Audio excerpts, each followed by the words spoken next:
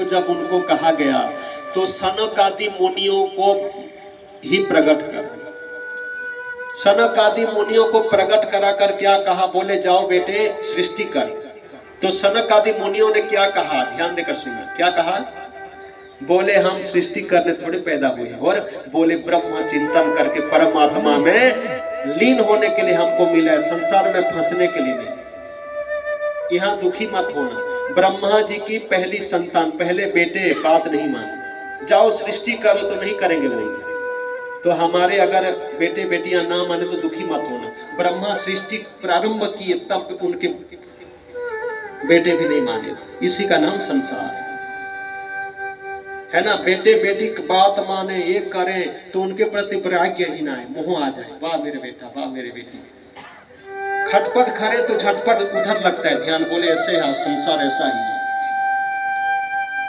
पैदा करो बढ़ाओ फिर भी बात ना माने, इसी का नाम संसार है। तो जो कभी धोखा नहीं देते, इधर ठोकर लगे तो ठाकुर तरफ पहुंचते हैं।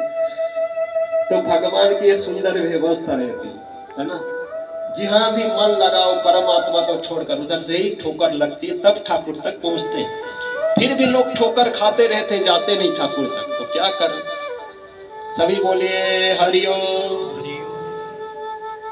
आवाज नहीं आ रही है, कारण क्या है? अच्छा हाँ, अच्छा भाव से कह रहे हैं, चलो चलो। तो भारी महिमा है। फिर शंकर इत्यादि 10 ऋषियां अनेकों नेक किए, तब सृष्टि ठीक से हो नहीं पा रही थी।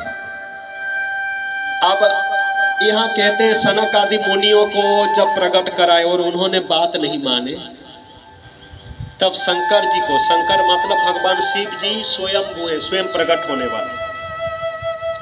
यहाँ 11वें जो रुद्र है, ठीक है, बोले रोदन करते हुए वो पैदा हुए, क्यों, बोले मेरे पिताजी दुखी है ना, नाराज है, और मैं हंसता हुआ पैदा हुआ तो एकदम थप्पड़ न मारा, नाराज है, इसीलिए रोदन, और जीवन भर वही चलता रहता है। और आप यहाँ बात सुनना, ध्यान देना, जब बात आती है प्रसंग तो 335 अध्याय हैं, एक एक अध्याय लो तो अलग सा है। बचपन में चीज वस्तु कुछ भी मांगने के लिए माता पिता को कैसे मांगते थे, सहज में मिल जाए तो ठीक है, नहीं तो रोते थे ना। तो बिना रोए बापू कैसे मिल जाएंगे, छोटी मोटी चीज के लिए कितना रोए तब चीज मिलती थी, बिना रोए परमात्मा कैसे मिल जाएंगे। अब बच्चों को खिलौना दे दो, खेल रहे हैं, तो माँ का ध्यान उतना नहीं, बच्चे तो खेल रहे हैं, क्यों गोदी में, गोदी क्यों मिले इनको, ये तो खेल ही रहे हैं। कब गोदी में लेती है मैया,